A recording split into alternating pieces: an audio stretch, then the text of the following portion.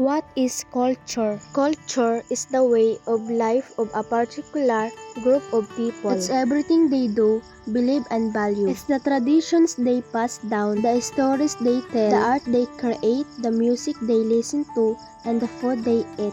Example: the language spoken by a group is a key part of their culture. It's how they communicate, share ideas, and pass down knowledge. Customs and traditions. These are the everyday practices and celebrations that define a culture. Think of holiday traditions, greetings, or how people dress. Beliefs and values. These are the core principles that guide a culture's actions and decisions. They might be religious beliefs, ethical principles, or social norms. Language, customs and traditions, beliefs and values. What is society?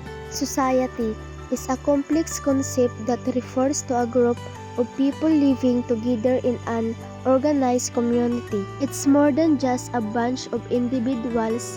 It's a system of relationships, institutions, and shared values that shape how we live, interact, and understand the world. Example: there are the formal organizations that provide structure and order to society. Think of government, schools, healthcare systems, religions and institutions, and even business.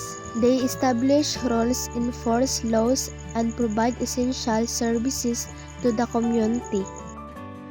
Culture. This is the shared set of beliefs, values, customs, traditions, and practices that define a society's way of life.